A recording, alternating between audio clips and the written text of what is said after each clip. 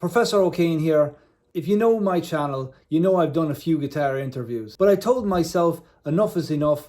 I need to get back to what I actually do, which is teach, until this. It's about to get hardcore up in here.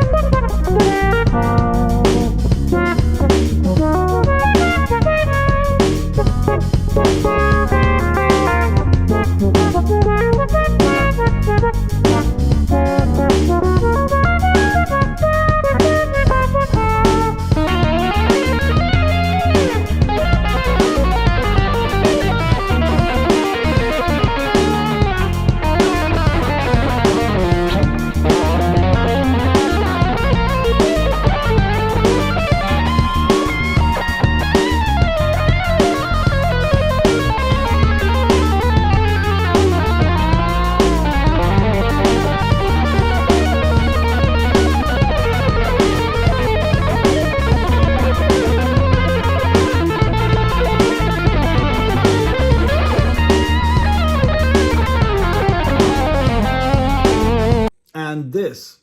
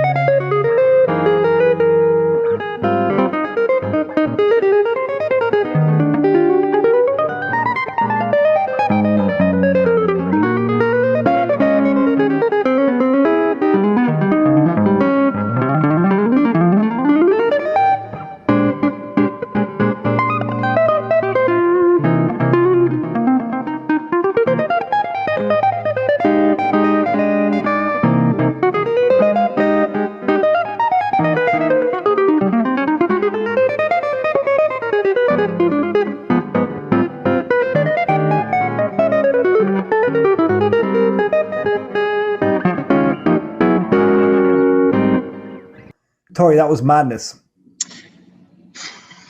I apologize. I apologize completely. Okay, so check this out.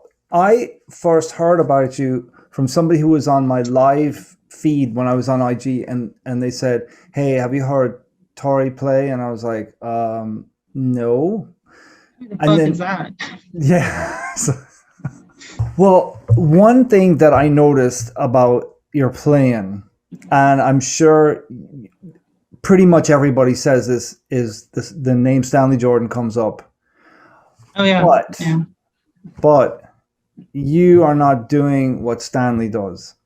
You're doing something that is it really transcends what he does. So I don't want to. I mean, I appreciate that compliment. It's I kind of like try not to compare too much because I wouldn't be doing it if it wasn't for Stanley. Mm-hmm. You know, so like there's that aspect of things. Like you have like the Eddie Van Halen, Steve Vai type paradigm there, maybe sort of.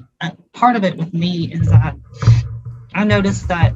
Okay, so I saw like a video of Stanley with Chet Atkins, and they're doing like a dual guitar concert, and it's kind of like, well, Stan does a lot of stuff that's kind of like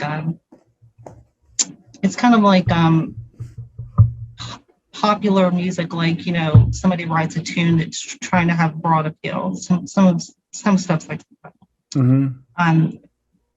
I kind of approached it from the perspective of like, I want to play like legitimate bebop, jazz, you know, like infusion stuff, like where I'm replacing the piano player, or not even replacing the piano player, but kind of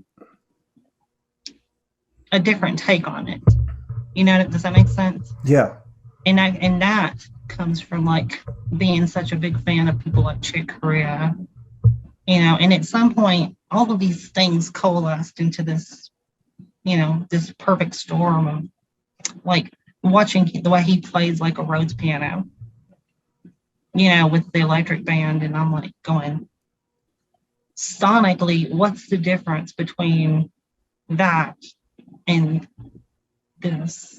Mm-hmm. You know, how close can you get? And of course, this, I mean, a lot of what I sound like right now has to do with, you know, because, okay, these guitars are just like incredible for a number of reasons, but, you know, it's got this like carbon fiber thing built into the neck. Mm-hmm. And I feel like it gets the fretboard super flat to the point that, wow.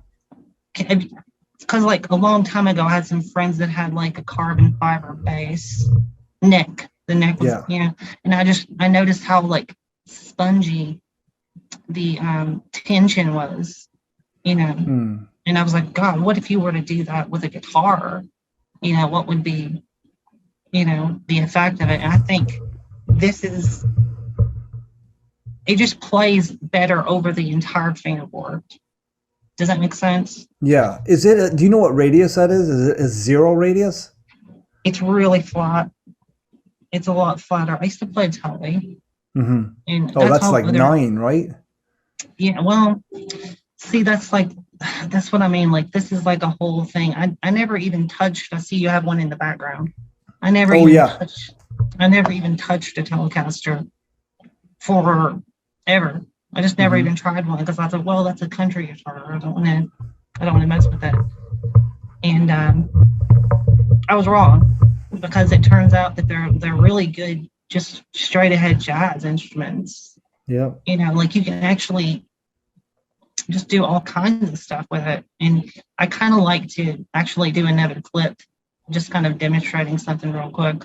Okay. That's all right. Sure. So I don't know if you're going to edit this. No, let her rip, Tori. Go on. Okay. So I'm going to do just a little piece of the chicken, you know, Okay. Pastorius. Yeah. But I'm going to put on the bridge pickup. Okay. And kind of like, because it kind of imitates, you know, like Stevie Wonder, he played the clavi, Yeah. like in Superstition. It kind of imitates that a little bit, right? So like, I just kind of wanted to show the distance, or not the disparity between the neck and the bridge pickup, Okay. like on that tune, which, well, you'll see what I'm talking about.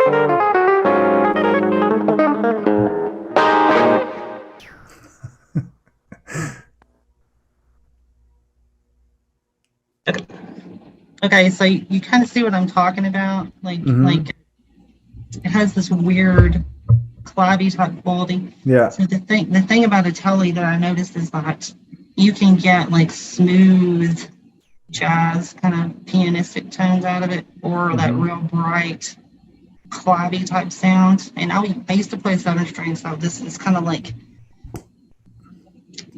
together with like the GK3 and the V guitar stuff that they've got. I mean, you can get. I mean, you've seen some of the videos, like legitimate acoustic sounds. How did you get to where you are now in terms of your musical knowledge? Like, did you go to music school? Yeah, and I did learn some stuff there. Obviously, but I started way earlier than that. Like, I started when I was like probably like 8 years old. Mm-hmm. But at that point, I was like an electric guitar for Christmas. But and I kind of had it, messed around a little bit with it, but didn't pick it back up until I was 10 because I was just like, whatever. And then I got serious, and like it was just like, I'm gonna buy a new album and try to learn all the parts off of it. And that was like all hard rock. So it was like Guns N' Roses, Aerosmith, Metallica, whatever it was, stuff like that, like a whole lot of stuff. But then, so like I was learning all the blues stuff, also like Eric Clapton. I really liked Eric Clapton, still do. Like the blues guys and like, whatever popular music you'd see, I was playing some of that too. But then I discovered Van Halen, and that was it. It was like the song "Hot for Teacher." Right. And, and all that. And I was like, oh, Jesus Christ, what is this, And I think a lot of people have that sort of eureka moment too, where they're like, oh, and from there, trying to learn what he was doing, it was like, okay, I can do it a little bit, but, how do I make it part of my thing? And that of course is like not easy to do when you're young. So like stepping back and exploring like Pink Floyd and other bands, then at some point I was like, okay, classical music exists.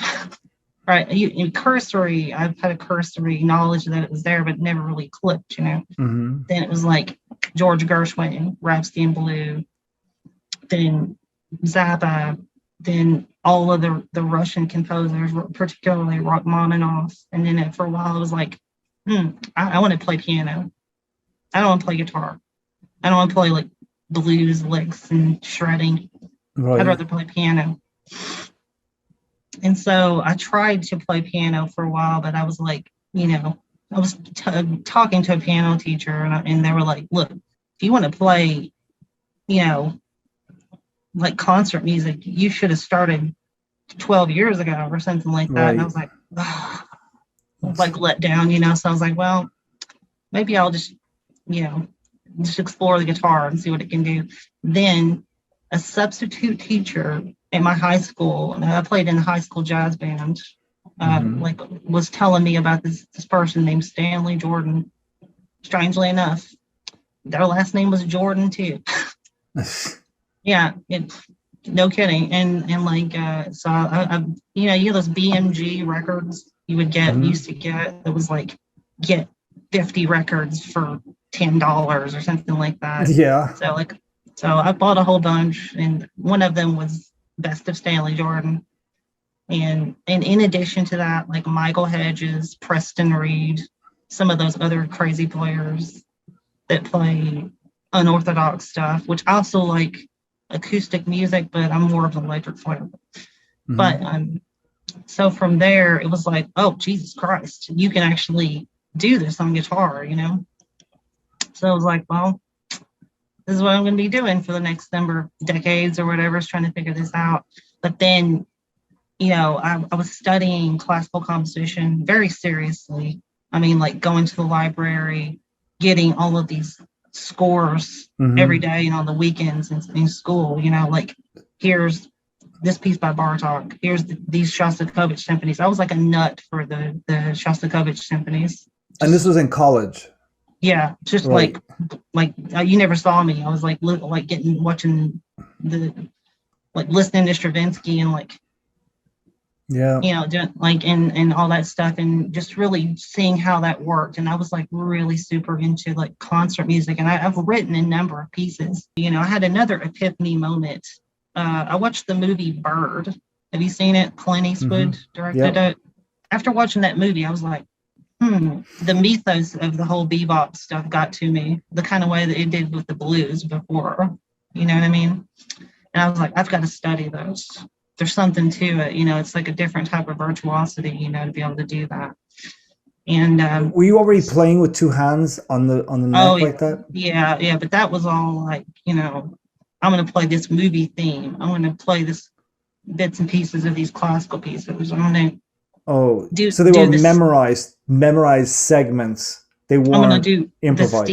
the Steve Vai tune, like two-handed, or I'm going to play, with the entertainer, or yada, yada, yada, but that's a whole different thing. So I was thinking in the back of my mind, I was like, this is the key to getting better at like not just improvising, but coming up with more advanced compositional material. Because our director of our jazz department was always talking about, hey, you can take all of these ideas and like integrate them into your compositions, wink, wink, and all this stuff. So, and it just dawned on me at some point, there's like a mountain of music. There's so much stuff that you could live 10 lifetimes and still never master half of it, So I kind of thought, I've really got to just trim this down. So like at that point, I had been playing all the shredder stuff, every shredder guitar player, Malmsteen, Vai, Jason Becker, Paul Gilbert, I've seen it all. It's great, it's awesome. But I was like, I saw where this was going. It was leading to the situation like what we have now. You were talking about earlier about Instagram. It was like there's like a plethora of awesome players, Yeah. right? That's great, and they're all awesome. It's just that I don't know that I'd say it's. This has been such a cliche, right? Like let's say I don't know if it's music. You've heard this before. It is music, but I don't even know if I'm trying to separate myself from everybody. I just don't find it to be interesting. At some point I was like 20 years ago or 15 years, I was like, this is great, but what I want to be able to do is sit down with just a guitar by myself and make a complete musical statement without anything.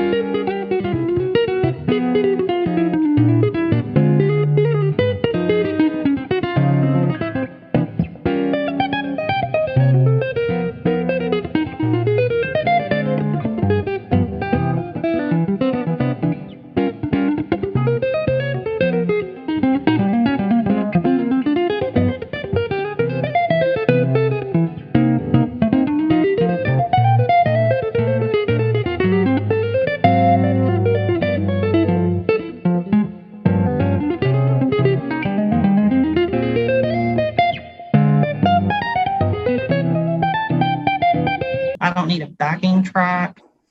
I don't need all this stuff, because to me, it's like you have the phenomena, like if you're at a party or you go over to someone's house and like, oh, this person plays guitar and they're good.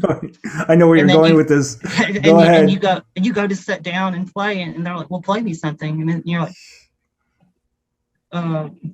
you're going in your mind, Satch Boogie,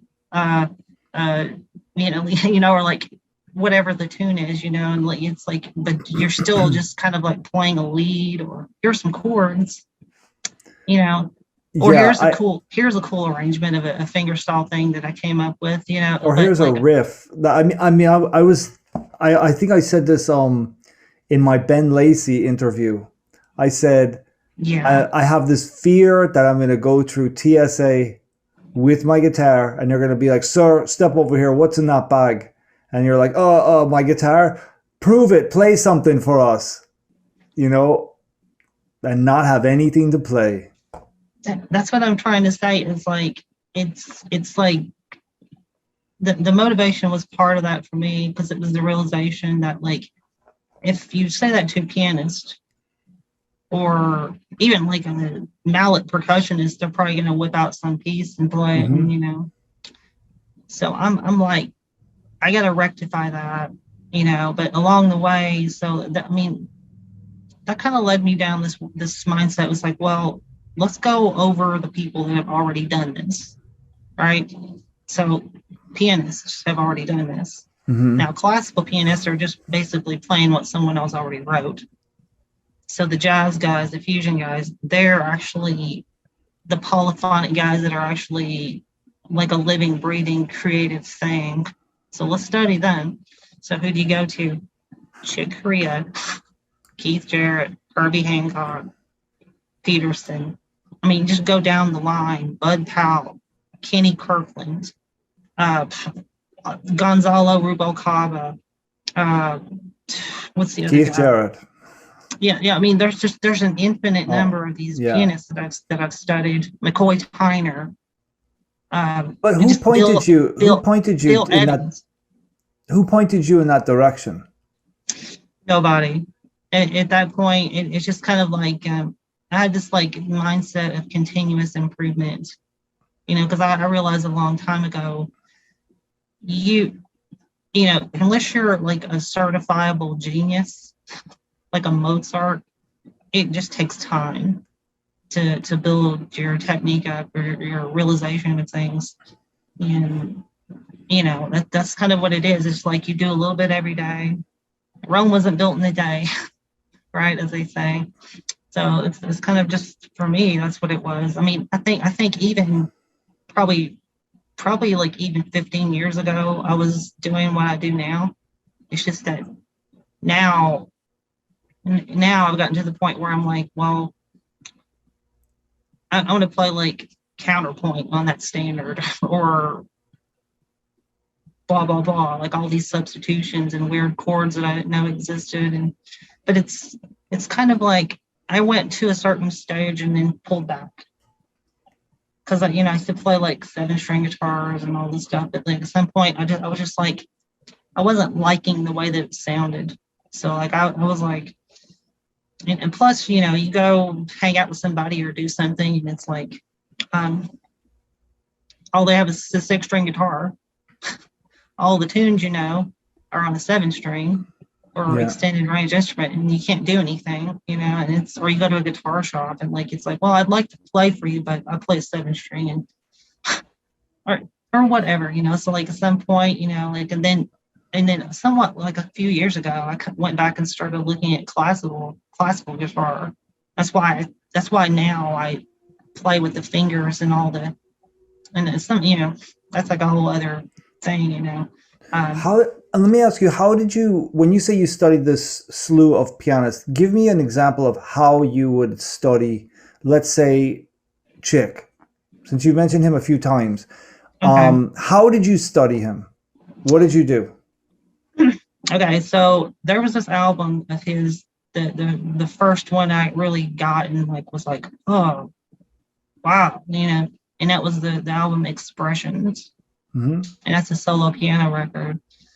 And like I knew the standards before that he's playing and stuff, you know, like here's the chords to Lush Life, here's, you know, Green Dolphin Street. Wait, let me get you to stop there. When you say a sentence like I knew the standards before, there's a lot to that. I don't think people realize. When you say I knew the standards before, are you saying that you knew a ton of standards already? A lot of them, yeah. A lot of them, right? But I wouldn't say that it was as stylized as I would want it to be. Okay. You know, it would be like, it was more like, okay, I can improvise with 2 hands and I can do these tunes, but there wasn't that flair that I wanted in it. But my point wasn't, my point was not about whether you had flair or not. My point was that you'd already gone through a massive amount of music. Yeah. So you had gone through learning Maiden Voyage for the first time, when that, a lot of people start, I think Jamie Abersol would have people start on Maiden Voyage or something that Yeah. was modal. So you had gone through all of that. You had learned to play over 251s. You had learned the jazz theory, all of that stuff that takes a bunch of time. And now Yeah. you're approaching Chick, and you have just said what you Well, digressing and replaying what you said. You it, said you had all those standards together. so what it is, it's okay. So in compositional analysis and theoretical analysis, they have like the Schenkerian analysis system where it's like you have three levels of it. You have the foreground, the middle ground, the background, and we're analyzing the textures of different musical sections, whatever it is. And so if we're looking at a pianist, so we're going to break down what makes Chick Corea, and it's like you peel back all the layers and you start to notice, well, there's this Latinized thing that's going on, but there's more than that. There's a Paul Hindemith influence in his playing with a lot of the voicings. Like it's directly, almost like some of it's lifted from Paul Hindemith, and so, but really what we're talking about, and I'd say this all the time in my videos, is like textures, musical texture ideas. So just simply, it'll be like, here are the chords with the left hand, and then here's what the right hand is doing. They may be happening at the same time. It may be like call and response. It may be like there's a thing going on where you're playing through the chords, but they're going in opposite directions, or they're coming, I forget what you call that. There's a term for that.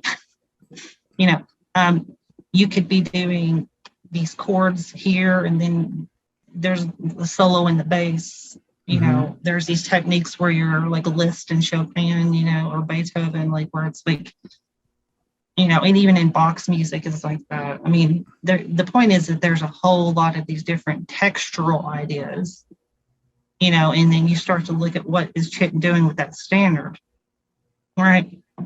Would you look at scores, like transcribed scores already of him, or did you just do it all by ear? Not his, just by ear. But after like listening to so much classical music, like Stravinsky and Bartok and all this stuff, and even Shostakovich, it doesn't have the beat as much, but the crux of that, the intricacy in terms of the harmonic rhythmic Density. ratio, it's just like peeling back and going, what's happening rhythmically. Like you can figure, there's only two ways to look at it, I think, is to look at what he was doing rhythmically first and then harmonically and how they intersect each other. And would you slow it? Would you slow the stuff down to try and figure out how it sounded? Yeah, but a lot, and that's another thing though, is that now sometimes I'll lift something exactly as it is, but at some point I stopped doing that. And the reason why I did that is because you start to play other people's licks. So like if you hear a really cool lick, even like, for example, like Mateo on one of his videos, right? I'll lift stuff off of people all the time, like him, I'll be like, well, that was a really cool lick. And then figure out parts of it. And I'll go, I'm just going to take the shape and the articulation. And I'm going to do that and then apply my own series sequences of notes and intervals to it. That way it's my thing. Can you show how it makes total sense. Can you show how you've done that, like with an example? Of which one? Of, let's say, Chick. Something that you took from Chick, but then you made your own thing. Okay, so I did a video before of like Donnelly. I'm playing Donnelly, and I do it in like the style of 7 different pianists. All right. Okay. So I'm going to kind of get into this and play it. I don't know if I'm going to play it just straight and then kind of start doing some Chick stuff, or just start it off the bat.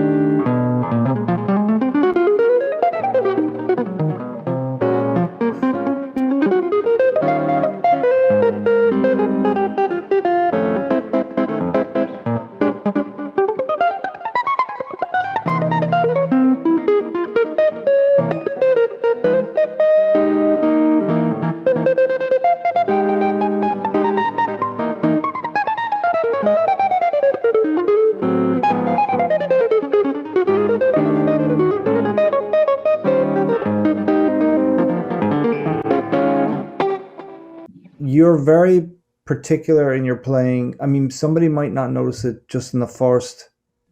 Somebody might not notice if they haven't binge watched the videos like I have, but you do control the note duration with your right hand. Like Okay.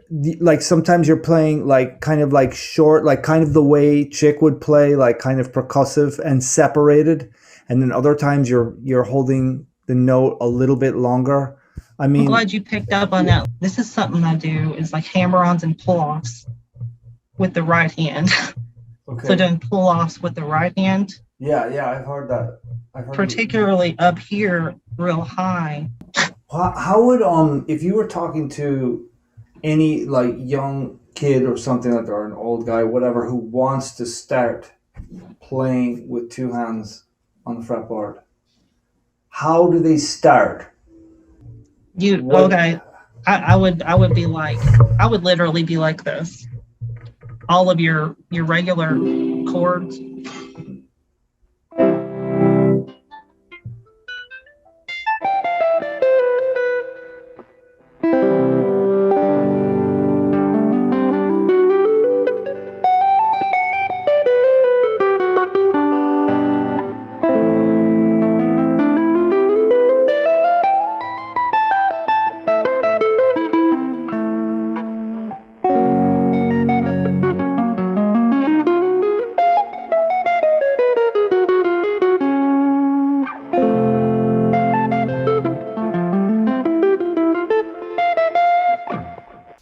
So I would probably do something like that where you're not even tapping the chords. You're just strumming like regular folk chords like C, G, A minor, F sharp major, F, like that kind of thing. And you're playing the scale or the arpeggio over it after you've done that. That's what I would do. And then, eventually this goes back to what I did. Like I literally approached it like I'm playing the piano. So I was like, what do piano players do? Well, they play all those exercises that are like all the octaves, like all their scales and arpeggios and octaves. Like, but on piano, it's harder in some ways because you have to learn two fingerings for each scale and arpeggio, whereas ours are like this. So while we don't have as big a sound or as much range, we have other things that are good. Like we can play bends and vibrato, and we can take our piano with us wherever we go. Whereas, they have to take a keyboard or something, which is an approximation of the acoustic instrument, but it's like a different beast. Plus, we can turn on the distortion and play Hendrix or Paul Gilbert or Matteo Mancuso or like whatever, And then there's all of the classical guitar literature too on top of that to draw from. So, and I look at that and so I like flamenco music. Like Paco de Lucia is like one of my big, like I get ideas every time I listen to Paco. I'll see a video or I go do listen to one of his albums. Like I'll immediately I'll write a song afterwards because it's like I don't really play like a strict piccato, but I can kind of do it my own way.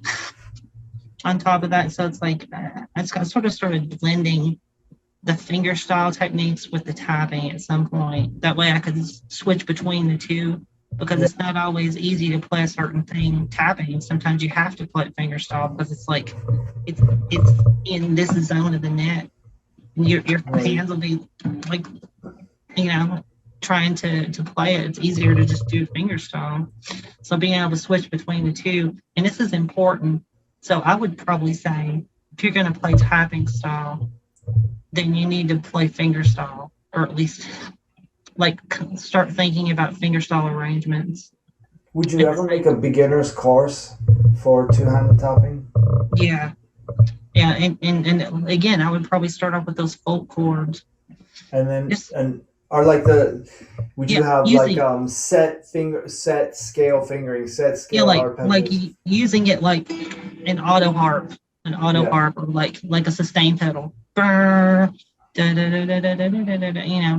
Like that's what I would probably do, and then from there,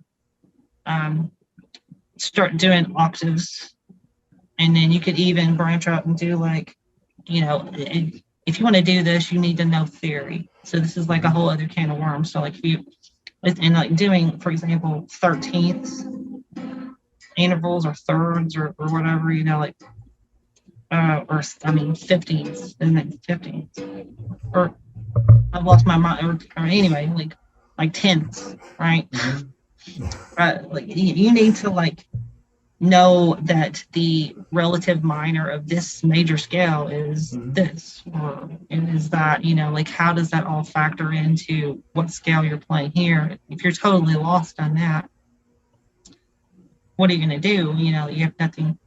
So, and again, there's a certain kind of crazy geometry that's involved in the fingerboard at that level, because you may find yourself like playing chords here, like some weird Holdsworth shape or something, and then you're tapping like here, and that completes like a cluster chord.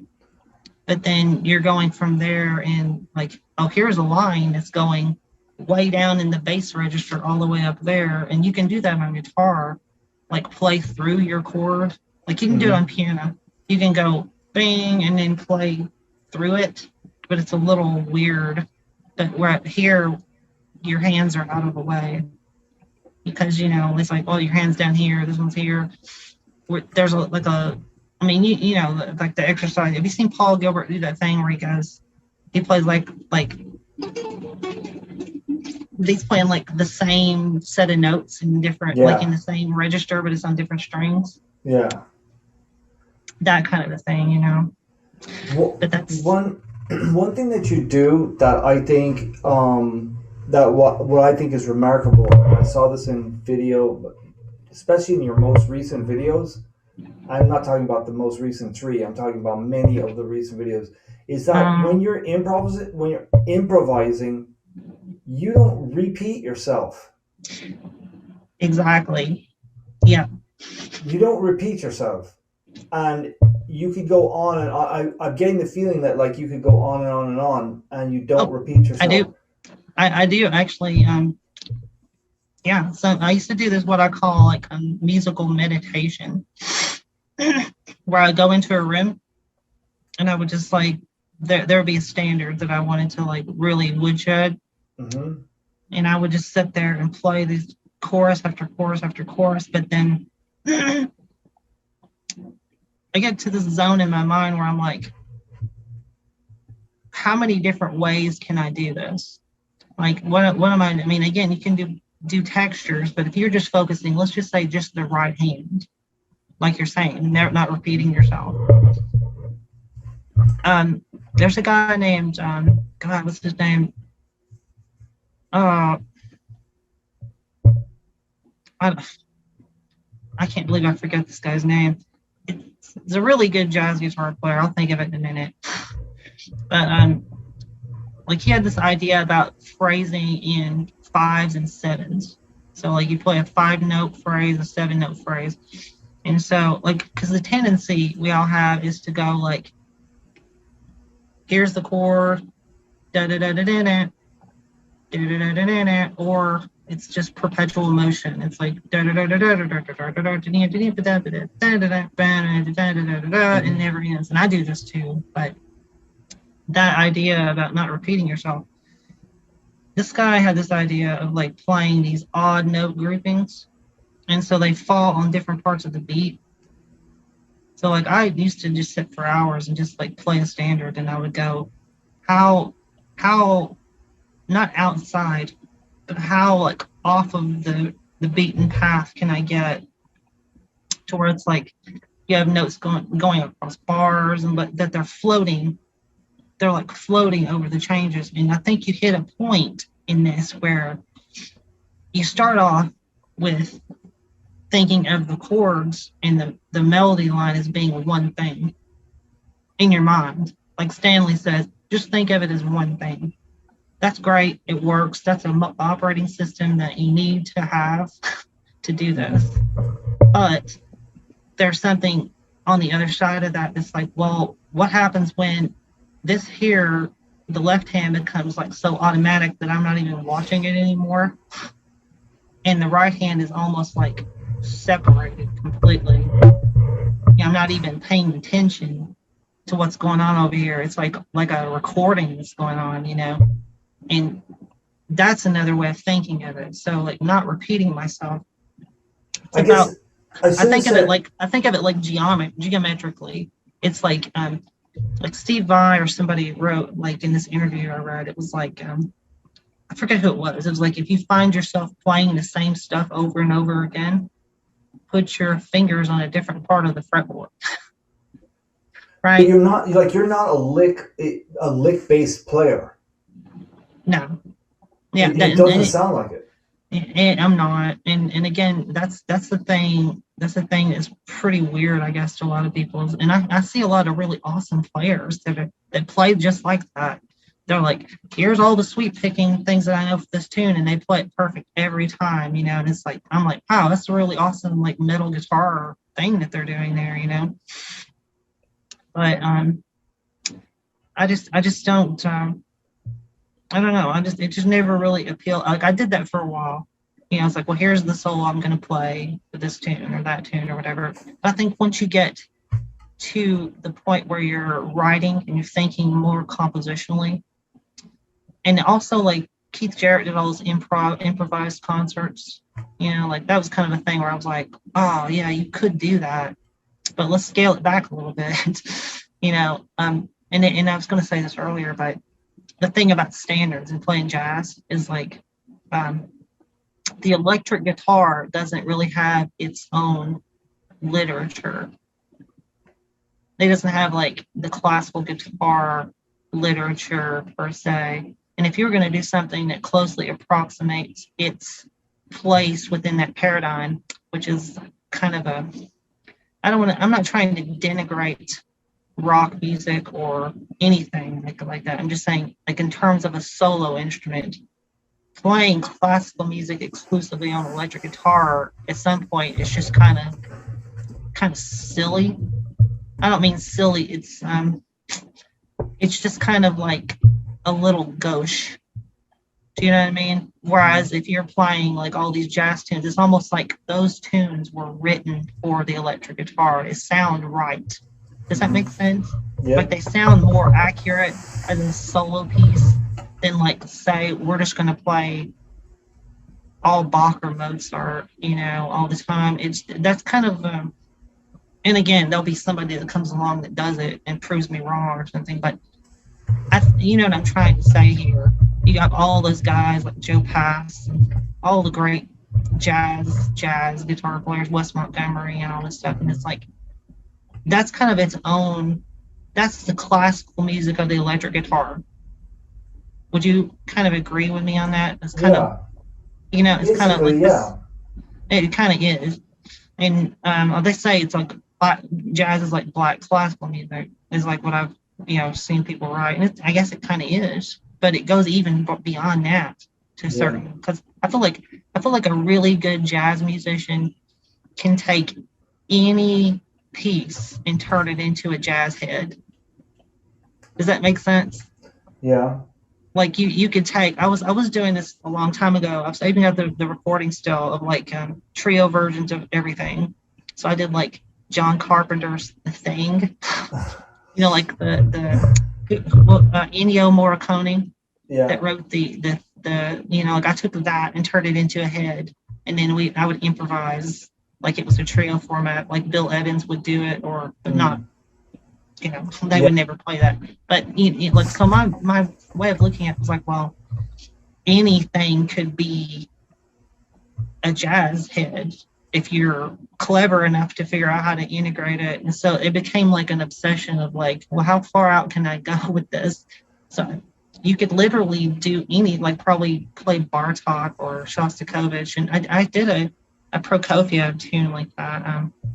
It was like the Dance of the Nights, which is pretty popular, in that kind of way. All these recordings I took off the internet at some point, but I've got like, I think like 20 hours of like those types of pieces or something. What is your repertoire like? It kind of just like, I guess I kind of try to. You have a massive repertoire? Yeah, but But see, I'm not like some kind of autistic David Helfgott or some person that's like, oh, you want to hear Beethoven's concerto, blah blah blah. Here you go. Now I'm going to play it with jazz chords. I'm not. I mean, I can keep a certain number of those going, but like I used to play Fly the Bumblebee, like the Rachmaninoff transcription, and there's a video of me playing that too. And it's like the piano reduction of it, but I reduced it a little bit more because it's a 6-string guitar. Yeah. But and again, that's kind of like Bela Fleck, was an influence on me, and the Fleck tones of Victor Wooten and all those guys. So that's kind of like an idea of what I'm trying to think of as like transcending what the expectations are of the instrument. I really do appreciate the time that you took to do this. It was a lot of fun, and Fine by me. I don't even know what to say because you have such a unique voice. You really do, and Thanks. I think that's one of the best things about you. That, and you just chug Red Bull like there's no tomorrow. I think this is where my power comes from. It's probably. I think so.